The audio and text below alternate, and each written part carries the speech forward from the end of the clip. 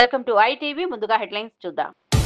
Group 1 రగడ ప్రభుత్వంపై MLC కవిత పోరాట ప్రకటన. గ్రూప్ 1 విషయంలో ప్రభుత్వ తప్పులు ఎండగడతామన్న కవిత 15వ తేదీ వరకు నిరసన కార్యక్రమాలు నిర్వహిస్తామని వెల్లడి. నియామకాలు రద్దు చేసి మళ్లీ పరీక్ష పెట్టాలని డిమాండ్. ఢిల్లీలో బ్రిటన్ ప్రధాని కీర్ స్టార్మర్తో ప్రధాని మోదీ భేటీ. ప్రపంచ స్థిరత్వానికి భారత్ యూకే బంధము ఆధారమన్న మోదీ. భారత్లో 9 యూకే యూనివర్సిటీల ఏర్పాటుకు అంగీకారం. యూకే రాయల్స్ ఎన్ఫోర్స్మెంట్ కు శిక్షనివ్వనున్న భారత పైలట్లు. అపార్ట్మెంట్ లో 2వ అంతస్తులో భారీ కొండ చిలువ. వాచుపల్లిలో కలకలం. తీవ్ర భయాందోళనలో అపార్ట్మెంట్ వాసులు. పోలీసులు, స్నేక్ సొసైటీ సభ్యులకు ఫోన్. కొండ చిలువను జాగ్రత్తగా తీసుకెళ్లి అడవిలో వదిలేసిన సొసైటీ సభ్యులు. రేపు ఏపీ కేబినెట్ సమావేశం. ఉదయం 10:30 సచివాలయంలో భేటీ. సీఎం చంద్రబాబు అధ్యక్షతన సమావేశం. 1,14,824 కోట్ల పెట్టుబడులకు ఆమోదం తెలుపనున్న మంత్రివర్గం.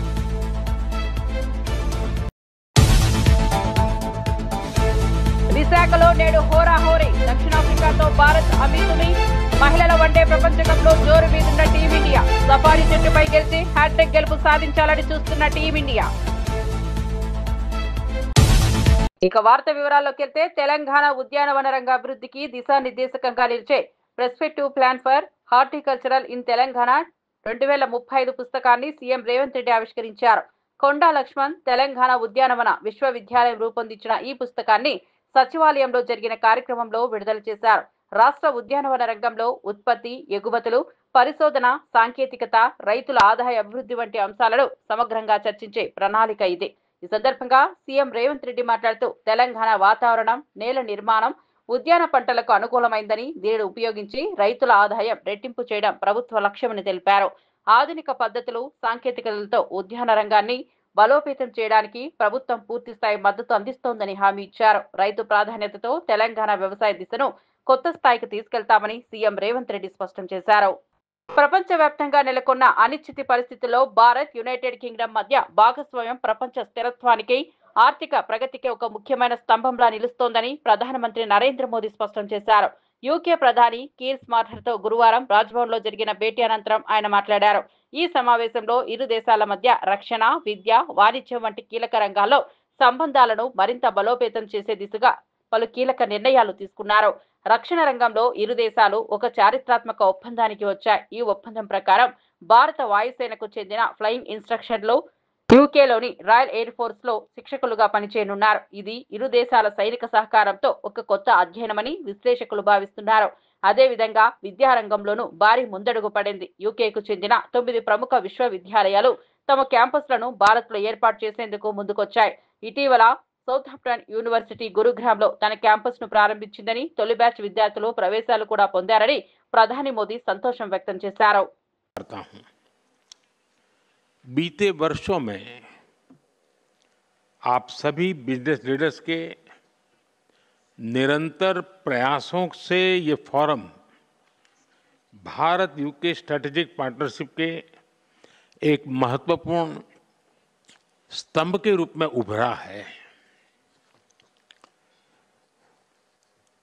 अभी आपके विचारों को सुनकर मेरा विश्वास और गहरा हुआ है कि हम नेचुरल पार्टनर्स के रूप में और तेजी से आगे बढ़ेंगे और इसके लिए मैं आप सबका अभिनंदन करता हूं। फ्रेंड्स, मौजूदा वैश्विक अस्थिरता के बीच ये वर्ष भारत यूके संबंधों की स्थिरता बढ़ाने वाला रहा है, अभूतपूर्व रहा है।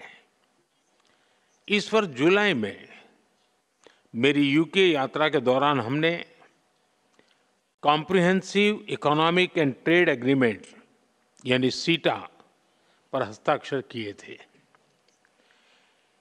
इस ऐतिहासिक उपलब्धि के लिए मैं अपने मित्र प्राइम मिनिस्टर स्टार्मर की प्रतिबद्धता को और उनके विजन को मैं हृदय से सराहना करता हूं, उनका अभिनंदन करता हूं। ये केवल एक ट्रेड समझौता नहीं, बल्कि विश्व की 2 बड़ी अर्थव्यवस्थाओं के बीच shared progress, shared prosperity and shared peoples का रोड मैप है। मार्केट एक्सेस के साथ साथ ये समझौता दोनों देशों में एमएसएमईज को बल देगा। इससे लाखों युवाओं के लिए रोजगार के नए द्वार भी खुलेंगे। साथियों, ये सीटा अपने पूरे पोटेंशियल को प्राप्त कर सके, इसके लिए मैं 4 नए आयाम इस सीटों को आपके बीच रखना चाहता हूं।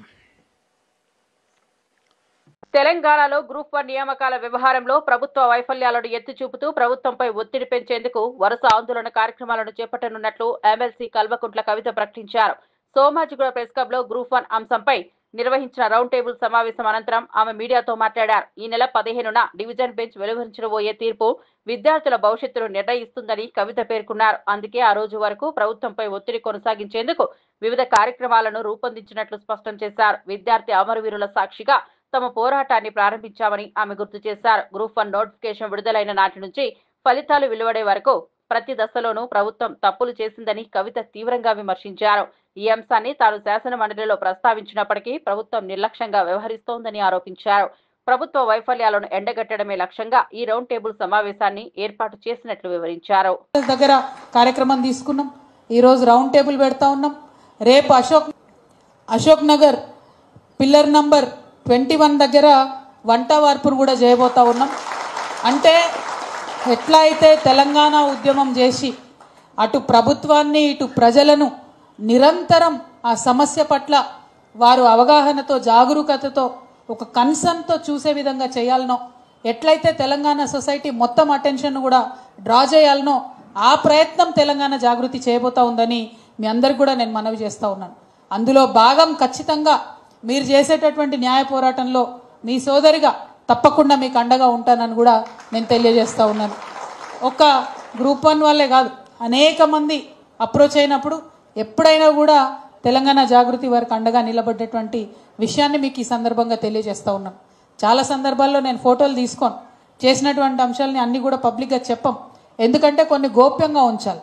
గోప్యతలో బలం ఏముంటుందంటే దానికి పొలిటికల్ ఒక కలర్ అంటకుండా ఉంటుంది. దానివల్ల న్యాయస్థానాలు బయాస్డ్ ఒపీనియన్ ఇవ్వకుండా ఉంటాయి. అందుకనే కొన్ని సందర్భాల్లో మేము ఏది చేసినా చాలా గోప్యంగా చేస్తూ ఉంటాం. కానీ ఒక్కటి మీరు గుర్తుపెట్టుకోవాలి, తెలంగాణ జాగృతి అదేవిధంగా కల్వకుంట్ల కవిత తెలంగాణ ప్రజలకు ఏదైనా చిన్న కష్టం వస్తే మాకు మనసున పట్టదు. మేము మీకోసం పేగులు దిగేదాకా కొట్లాడిన వాళ్ళం. మీకోసం మిలియన్ మార్చ్లో పరిగెత్తి అలసిపోయి కింద పడిపోయినటువంటి వాళ్ళం. కానీ ఎన్నడూ కూడా పోరాటాలు అయితే వదిలిపెట్టలే. పర్సనల్గా మా మీద దాడి చేసినా అనేక రకాలైనటువంటి అంశాలు ముందుకు తీసుకొచ్చి పెట్టినా అల్టిమేట్గా తెలంగాణ జాగృతి తెలంగాణ ప్రజల శ్రేయస్సు కోరి మాత్రమే పనిచేస్తుందనే విధంగా మీకు ఈ సందర్భంగా తెలియజేస్తూ ఉన్నాం.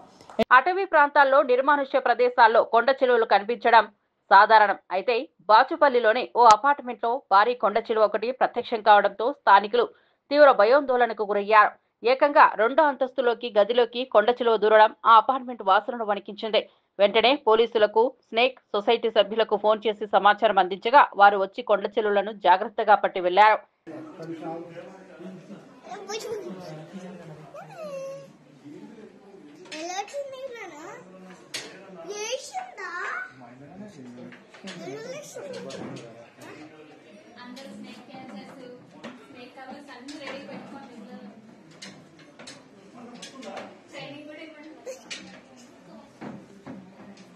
ముఖ్యమంత్రి నారా చంద్రబాబు నాయుడు అధ్యక్షతన రేపు ఉదయం 10:30 సచివాలయంలో ఏపీ కేబినెట్ సమావేశం కానుంది.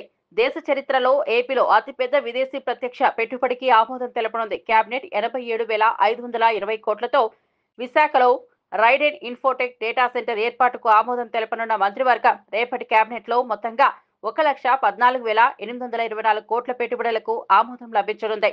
26 ప్రాజెక్టుల ద్వారా 67,218 మంది ఉద్యోగ అవకాశాలు వచ్చే అవకాశం ఉందని అంచనా వేస్తున్నారు. ఇక అమరావతిలో 212 కోట్లతో నిర్మించనున్న గవర్నర్ నివాసం రాజ్భవన్ నిర్మాణానికి ఆమోద ముద్ర వేయనున్నారు. కృష్ణా నది ఒడ్డున అమరావతి గవర్నమెంట్ కాంప్లెక్స్ నిర్మాణంలో భాగంగా రాజ్భవన్ నిర్మాణం జరగనుంది.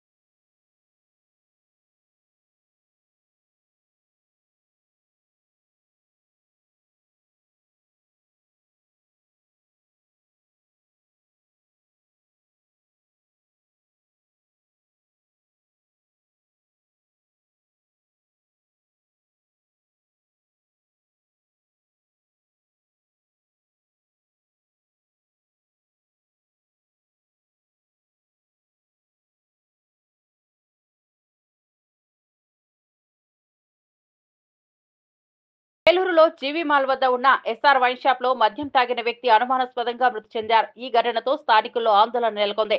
సమాచారం అందుకున్న ఎక్సైజ్ అధికారులు సంఘటనా స్థలానికి చేరుకొని విచారణ చేపట్టారు. ప్రాథమికంగా లిక్కర్ క్వాలిటీ సరిగా ఉందని, మరణం ఆరోగ్య సమస్యల కారణంగా జరిగి ఉండొచ్చని ఎక్సైజ్ ఎస్పీ ఆవులయ్య తెలిపారు. మరణానికి గల ఖచ్చితమైన కారణం పోస్ట్మార్టం రిపోర్ట్ వచ్చాకే తేలుతుందని చెప్పారు.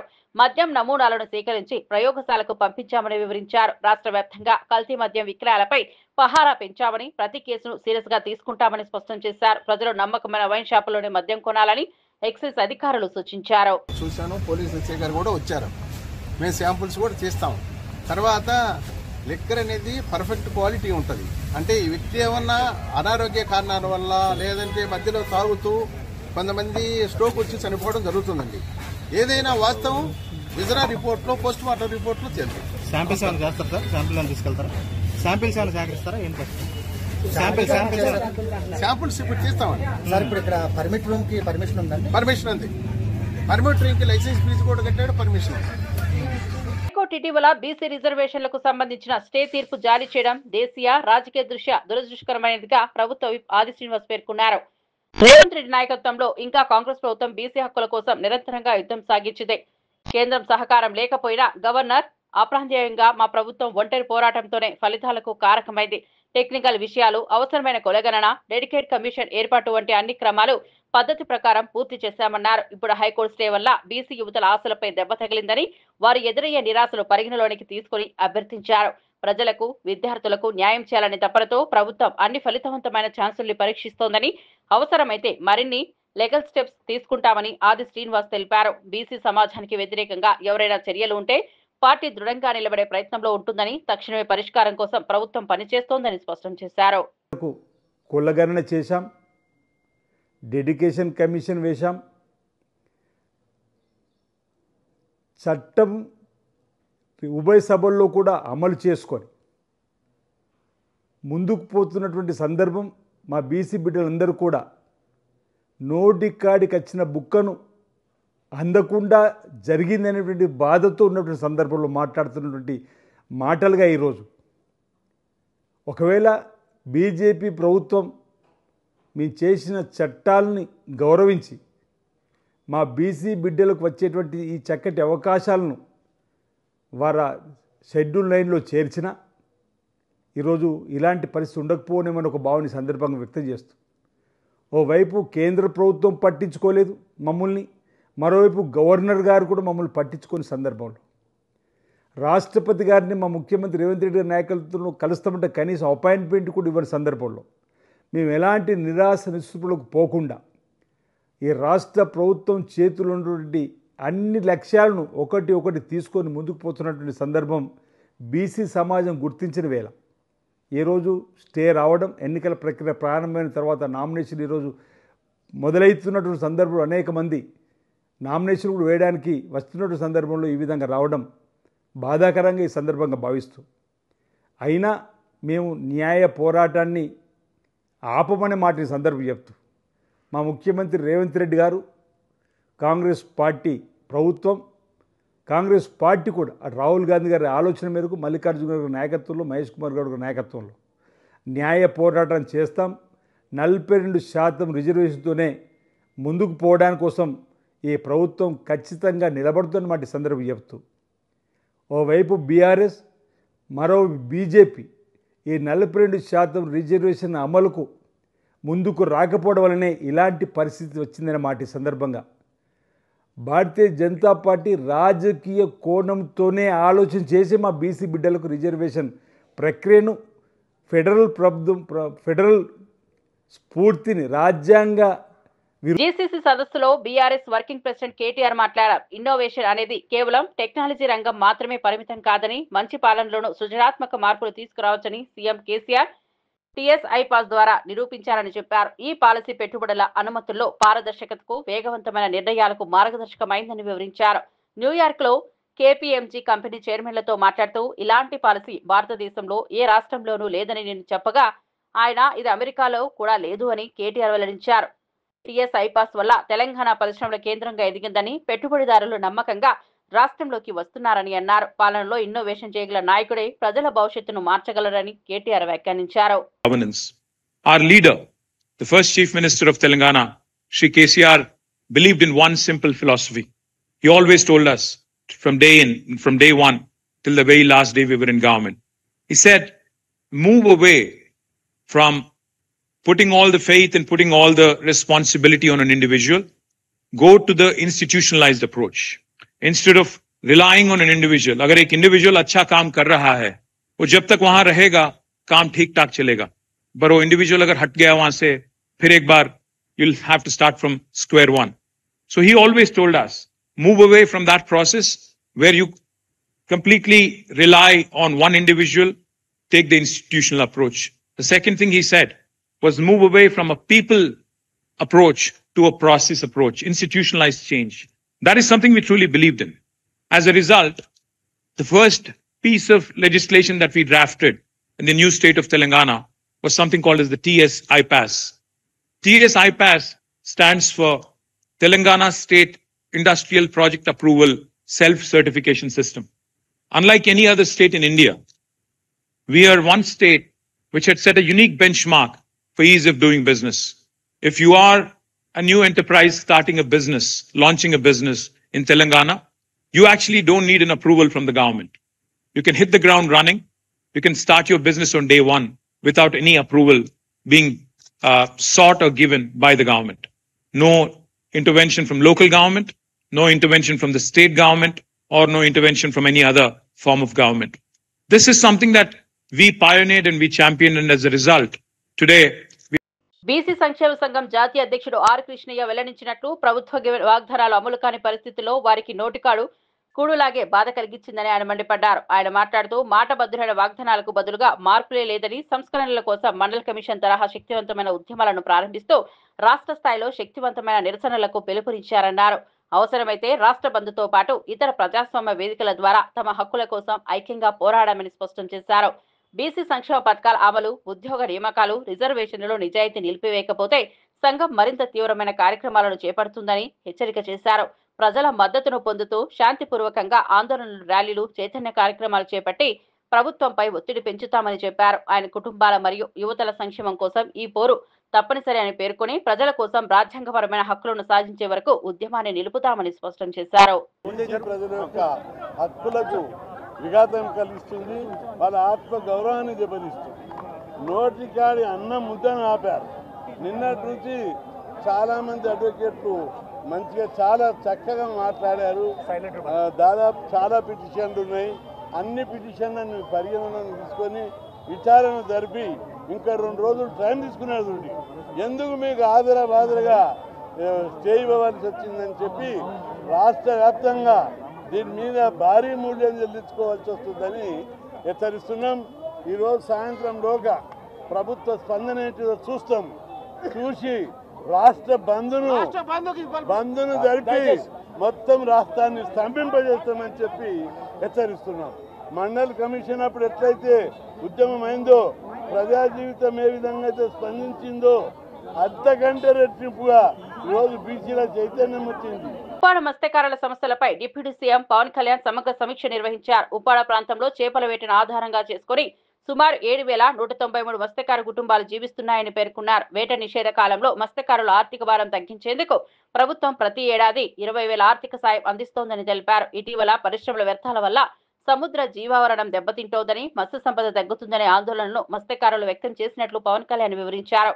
ఈ సమస్యను సీరియస్ గా తీసుకుని పర్యావరణ శాఖతో కలిసి పరిశ్రమల వ్యర్థాల నియంత్రణకు చర్యలు తీసుకుంటామని హామీ ఇచ్చారు. మత్స్యకారుల జీవనోపాధి రక్షణ ప్రభుత్వ ప్రాధాన్యత అని, వారి కోసం దీర్ఘకాలిక మత్స్య అభివృద్ధి ప్రణాళికను సిద్ధం చేస్తున్నామని పవన్ కళ్యాణ్ స్పష్టం చేశారు. మాట్లాడాం, మీ ఓట్ల గురించి అడిగాం, మీరు మద్దతు ఇచ్చారు, కూటమి ప్రభుత్వం గెలిచింది. సో వీటన్నిటికీ ముందుగా నేను కృతజ్ఞతలు చెప్పుకుంటా ఉన్నాను. దాదాపు 7,193 మత్స్యకార కుటుంబాలు దీనిని చేపలని పట్టడం అనేది ఆధారం చేసుకుని ఉన్నారు. సముద్ర స్వభావాన్ని అంచనా వేసి వేట చేయడం మన మత్స్యకార సోదరుల తాలూకు అపూర్వమైన నైపుణ్యం. అలాంటి మీకు అండగా ఉండటం మా అందరి బాధ్యత. కూటమి ప్రభుత్వం మత్స్యకారుల భరోసా కింద వేట నిషేధ సమయంలో 20,000 భృతిని అందించింది. మీ ప్రతి కష్టంలో నేను ఉన్నాను అని చెప్పడానికే ఈరోజు ఇక్కడ రావడం జరిగింది. యాక్చువల్గా 10వ తారీఖు వస్తానని చెప్పాం. ఒక రోజు ముందుగానే, మధ్యలో ఆరోగ్యం బాగాలేక రాలేకపోయాను, కానీ ఒకరోజు ముందే మీకు ఇచ్చిన డేట్ కంటే కూడా ముందే వచ్చాం. అలాగే మీరు సముద్ర గర్భం నుంచి తీసుకొచ్చే మత్స్య సంపద వేలాది కుటుంబాలకి ఆహార భద్రత, జీవనాధారం అందిస్తుంది. ఈరోజు కాకినాడ జిల్లా కలెక్టరేట్ సమావేశంలో నిర్వహించిన సమావేశంలో మన సమస్యలన్నీ నాకు దృష్టికి తీసుకొచ్చారు. ముఖ్యంగా ఇక్కడ నక్కపల్లి SEZలో కానీ, అటు మనకి తుని మండలంలో, మనకి తుని నియోజకవర్గంలో అక్కడ దివీస్ ఫ్యాక్టరీ కానీ, ఇక్కడ అరవిందో కానీ, మిగతా చిన్న చిన్న పరిశ్రమల నుంచి కాలుష్యాలు వచ్చేస్తున్నాయి, మత్స్య సంపద అంతరించిపోతా ఉంది, మాకు వేట దొరకట్లేదు అంటే ఇదొకటి ముఖ్యమైన సమస్య నాకు ప్రస్తావించారు. 2, ఎక్స్గ్రేషియా సముద్రం వేటకెళ్ళినప్పుడు ప్రాణాలు కోల్పోయిన కాకినాడ జిల్లాకి చెందిన 18 మంది మత్స్యకార సోదర కుటుంబాలకి మా ఎక్స్గ్రేషియా అందలేదని చెప్పారు. వెంటనే ఈ రోజునే నేను స్వయంగా 5 మందికి ఇప్పించాను. మిగతా 13 మందికి, దాదాపు 18 మందికి 5 లక్షల రూపాయలు చొప్పున 90 లక్షలు వారికి వెంటనే మంజూరు చేయడం జరిగింది. సో ముందుగా ఈ సమస్యని ఒక మంచి శుభంతో మొదలు పెడదామని. ఒకటి, పొల్యూషను, మన చేపలు మత్స్య సంపద కొంచెం దెబ్బతింటా ఉందని అదొక దృష్టికి పట్టుకొచ్చారు. 2, మన అమీనాబాద్ హార్బర్లో ఈ డిజైన్ లోపం కారణంగా మనకి రాళ్లను తాకి దెబ్బలు, మనకి పడవలు దెబ్బతింటా ఉన్నాయి, వాటికి వలలకి చిక్కుకుపోయి ఇబ్బంది అయిపోతా ఉంది. అదొక 2వ సమస్య చెప్పారు. అలాగే 3వది, ఉప్పాడ సీ ప్రొటెక్షన్ వాల్ గురించి మాకు ఇంత జరుగుతూ ఉంది, దీనికి మీరు ఏం చేయబోతున్నారనేది. ఇంకొకటి, ఇక్కడ మనకి మత్స్య సంపద దొరకనప్పుడు మేము అంతర్వేదిక కానీ, మచిలీపట్నం కానీ, మిగతాటి నిజాంపట్నం వైపు వెళ్తా ఉంటే మాకున్న సమస్యలు, అక్కడ స్థానికంగా ఉండే మత్స్యకారుల సంఘాలతో మాకు గొడవలు వస్తున్నాయి, దీని మీద ఏం చేస్తారనేది ముఖ్యంగా ఈ 3 సమస్యల మీద ప్రస్తావించడం జరిగింది. బీసీ రిజర్వేషన్లపై హైకోర్టు విధించిన 4 వారాల స్టే పట్ల కాంగ్రెస్ సీనియర్ నేత విహెచ్ హనుమంతరావు తీవ్ర ఆవేదన వ్యక్తం చేశారు. 4 వారాల స్టే అంటే బీసీలకు న్యాయం నిలిచేటట్టే కాదు, అది అన్యాయంగా మారినట్లే. ఈ నిర్ణయం నాకు ఎంతో బాధ కలిగిస్తోందని అన్నారు. బీసీల హక్కులు రావాలని కాంగ్రెస్ ప్రభుత్వం సత్యనిష్టతో కృషి చేస్తోందని పేర్కొన్నారు. రేవంత్ రెడ్డి నేతృత్వంలోని ప్రభుత్వం బీసీల సామాజిక, రాజకీయ ప్రాతినిధ్యం కోసం కట్టుబడి ఉందని చెప్పారు. హైకోర్టు తీర్పుపై చట్టపరమైన చర్యలు తీసుకోవాలని, బీసీ హక్కుల కోసం చివరి వరకు పోరాడతామని స్పష్టం చేశారు. నేను జీవితాంతం బీసీల పక్షాన్ని నిలబడ్డాను, ఇప్పుడు కూడా న్యాయం జరిగే వరకు నిశ్శబ్దంగా ఉండను అంటూ విహెచ్ హనుమంతరావు భావోద్వేగంగా వ్యాఖ్యానించారు.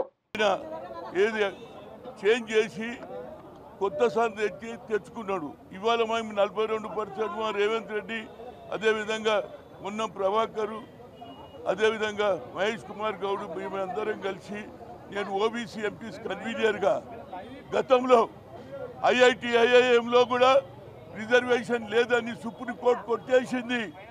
కానీ నేను పోయిన సోనియా గాంధీ దగ్గరికి, madam, talent is not anybody's property, we are coming from the local language, Malayalam, Telugu, Oriya, కానీ మాకు టాలెంట్ ఉన్నది, మాకు అవకాశం, వీ షుడ్ గివ్ ఆపర్చునిటీ అంటే సోనియా గాంధీ గారు మన్మోహన్ సింగ్ చెప్తే ఆనాడు ఉన్నటువంటి పార్లమెంట్ మెంబర్లు అన్ని పార్టీల వాళ్ళు, ఇంక్లూడింగ్ లల్లు ప్రసాద్ యాదవ్, అందరం కలిసి ఆ బిల్లు పాస్ అయింది. ఇప్పుడు 4 వారాల తర్వాత అంటే 42కు అన్యాయం చేస్తారా అని నేను అడుగుతున్నా. ఎన్ని రోజులండి మాకు అన్యాయం? మా జనాభా లెక్కలు తీసినాము, ఏది 150 కోట్లు పెట్టి అందరిని అడిగినాము.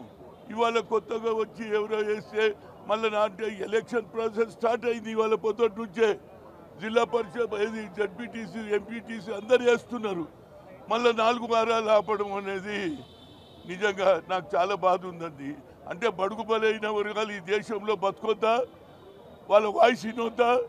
ఆనాడు మహాత్మా గాంధీ గారు కూడా ఏమన్నాడు, బడుగు బలైన అదే అంబేద్కర్ గారు ఏమన్నాడు, అన్టచబిలిటీ ఉన్నటువంటి ఎస్సీలకు రాజ్యాంగంలో అవకాశం ఇచ్చిందా లేదా?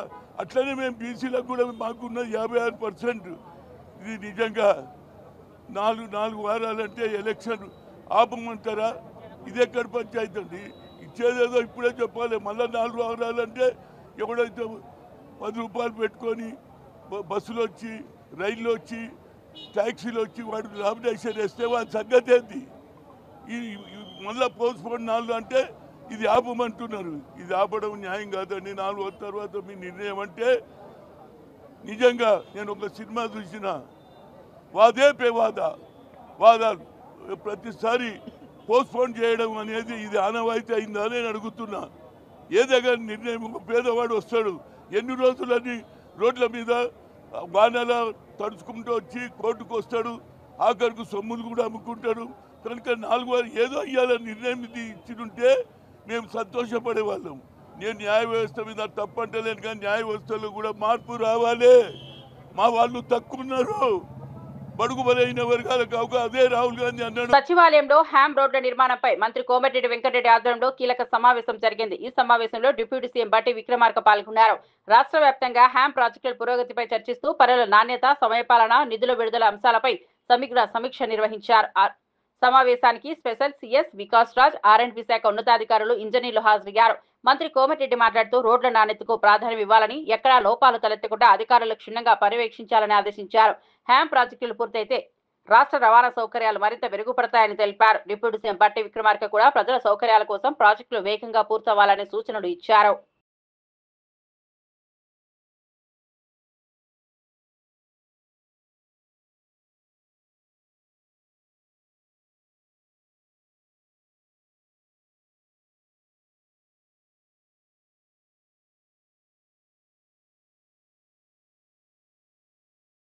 స్వదేశంలో జరుగుతున్న మహిళల వన్డే ప్రపంచ కప్ 2025లో వరుస విజయాలతో దూసుకెళ్తున్న భారత జట్టు నేడు అసలైన సవాల్కు సిద్ధమైంది. తొలి 2 మ్యాచ్ల్లో శ్రీలంక, పాకిస్తాన్పై గెలిచినప్పటికీ ఇప్పుడు బలమైన దక్షిణాఫ్రికాతో కీలక పోరుకు దిగుతోంది. విశాఖపట్నంలోని ఏసీఏ వీడీసీఏ స్టేడియం ఈ ఆసక్తికర సమావేశానికి వేదిక కానుంది. ఈ మ్యాచ్ మధ్యాహ్నం 3 గంటలకు మొదలవుతుంది. టోర్నీలో హ్యాట్రిక్ విజయం సాధించి సెమీఫైనల్ అవకాశాలను మరింత మెరుగుపరుచుకోవాలని టీమిండియా పట్టుదలగా ఉంది. కంగారు పెడుతున్న స్టార్ల ఫామ్ గత 2 మ్యాచ్ల్లోనూ భారత్ గెలిచిన బ్యాటింగ్ విభాగంలో కొన్ని ఆందోళనలు ఉన్నాయి. ముఖ్యంగా captain Harmanpreet Kaur, vice captain Smriti Mandhana వంటి కీలక క్రీడాకారిణులు ఇప్పటి వరకు పెద్దగా రాణించలేదు. అయితే ప్రతీక రావల్, హర్లిన్ డియోల్, దీప్తి శర్మ, రిచా ఘోష్ వంటి మిగతా బ్యాటర్లు నిలకడగా పరుగులు సాధించడం జట్టుకు ఊరటనిస్తోంది. బలమైన బౌలింగ్ లైనప్ ఉన్న దక్షిణాఫ్రికాను ఎదుర్కోవాలంటే స్టార్ బ్యాటర్లు ఫామ్లోకి రావడం అత్యంత కీలకం. భువనగిరి నియోజకవర్గం భూదాన్ పోచంపల్లి మండలం పిల్లాయపల్లి గ్రామంలో ఇంటింటికి కాంగ్రెస్ బాకీ కార్డుల పంపిణీ కార్యక్రమంలో కంచెల రామకృష్ణారెడ్డితో కలిసి పాల్గొన్న భువనగిరి మాజీ శాసనసభ్యులు, బీఆర్ఎస్ పార్టీ నియోజకవర్గ ఇన్ఛార్జ్ శ్రీ ఫైల శేఖర్ రెడ్డి ఈ సందర్భంగా మాట్లాడుతూ అబద్ధాలకు బ్రాండ్ అంబాసిడర్ రేవంత్ రెడ్డి అని, బాకీ కార్డులతో కాంగ్రెస్ బండారం బయటపెట్టి స్థానిక ఎన్నికల్లో కాంగ్రెస్ మోసాలకు ఓటుతో బుద్ధి చెప్పాలని కోరారు. ఈ కార్యక్రమంలో జిల్లా మండల నాయకులు, కార్యకర్తలు తదితరులు పాల్గొన్నారు.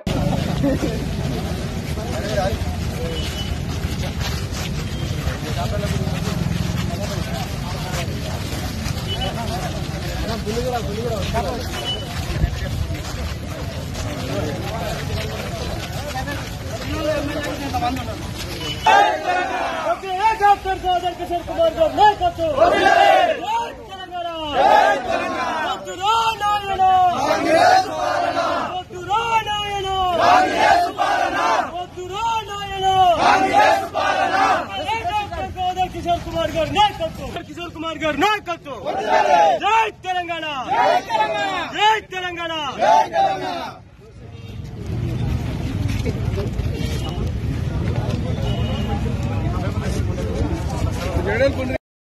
మోసపూరితమైనటువంటి మాటలతోని, అబద్ధపు హామీలతోని, 6 గ్యారెంటీలతోని 420 దొంగ ప్రభుత్వం 420 హామీలు ఇచ్చి ప్రజలను మోసం చేస్తూ ప్రభుత్వంలోకి వచ్చింది. కాబట్టి వారు ఇచ్చినటువంటి 6 గ్యారెంటీలను అది గ్యారంటీ కార్డు పేరుతో ప్రజలను మోసం చేసి అది గ్యారంటీ కార్డు కాదు. కాంగ్రెస్ పార్టీ ఆ ప్రభుత్వం మనకున్నటువంటి బాకీ, కాబట్టి బాకీ కార్డు పేరుతోని, కాంగ్రెస్ పార్టీ బాకీ కార్డు పేరుతోని ఈరోజు ప్రజలకు ఇస్తా అన్నటువంటి హామీలు ఏవైతే ఉండేనో, మహిళలకు ఇస్తా అన్నటువంటి 2500 ఈ రోజు వరకు అయినటువంటిది ఒక్కొక్క మహిళకి ఎంత రావాల్సి ఉండే, పెన్షన్ కనుక 4000 చేస్తా అంటే దాని ప్రకారం ఈ రోజు వరకు ఎంత రావాల్సి ఉండే, రైతు రుణమాఫీకి జరగాల్సింది ఏముండే, రైతు బంధుకు సంబంధించింది ఏముండే, తులం బంగారం ఇస్తే ఈ రోజు వరకు అయినటువంటి పెళ్లిలకు సంబంధించి ఎంత బాకీ ఉన్నారు, రైతు కూలీలకు ఇస్తా అని చెప్పేసి మాట అబద్ద ప్రచారం చేసినటువంటి దాని ప్రకారం రైతు కూలీలకు ఎంత అమౌంట్ రావాల్సి ఉండే, విద్యా భరోసా కార్డు గాని, ఆటో కార్మికులు గాని, వీటన్నిటి ప్రకారం ఈ జరిగినటువంటి 22 నెలల్లో కాంగ్రెస్ పార్టీ ప్రభుత్వం ప్రజలకు ఉన్నటువంటి బాకీ ఎంత అనే దాన్ని బీఆర్ఎస్ పార్టీగా మా వర్కింగ్ బులెటిన్ ముగించే ముందు హెడ్లైన్స్ మరోసారి చూద్దాం. గ్రూప్ 1 రగడ, ప్రభుత్వంపై ఎమ్మెల్సీ కవిత పోరాట ప్రకటన. గ్రూప్ 1 విషయంలో ప్రభుత్వ తప్పులు ఎండగడతామన్న కవిత 15వ తేదీ వరకు నిరసన కార్యక్రమాలు నిర్వహిస్తామని వెల్లడి. నియామకాలు రద్దు చేసి మళ్లీ పరీక్ష పెట్టాలని డిమాండ్. ఢిల్లీలో బ్రిటన్ ప్రధాని కీర్ స్మార్టర్తో ప్రధాని మోదీ భేటీ. ప్రపంచ స్థిరత్వానికి భారత్ యూకే బంధము ఆధారమన్న మోదీ. భారత్లో 9 యూకే యూనివర్సిటీల ఏర్పాటుకు అంగీకారం. యూకే రాయల్స్ ఎన్ఫోర్స్మెంట్ కు శిక్షనివ్వనున్న భారత పైలట్లు. అపార్ట్మెంట్ లో 2వ అంతస్తులో భారీ కొండ చిలువ. వాచుపల్లిలో కలకలం. తీవ్ర భయాందోళనలో అపార్ట్మెంట్ వాసులు. పోలీసులు, స్నేక్ సొసైటీ సభ్యులకు ఫోన్. కొండ చిలువను జాగ్రత్తగా తీసుకెళ్లి అడవిలో వదిలేసిన సొసైటీ సభ్యులు. రేపు ఏపీ కేబినెట్ సమావేశం. ఉదయం 10:30 సచివాలయంలో భేటీ. సీఎం చంద్రబాబు అధ్యక్షతన సమావేశం. 1,14,824 కోట్ల పెట్టుబడులకు ఆమోదం తెలుపనున్న మంత్రివర్గం.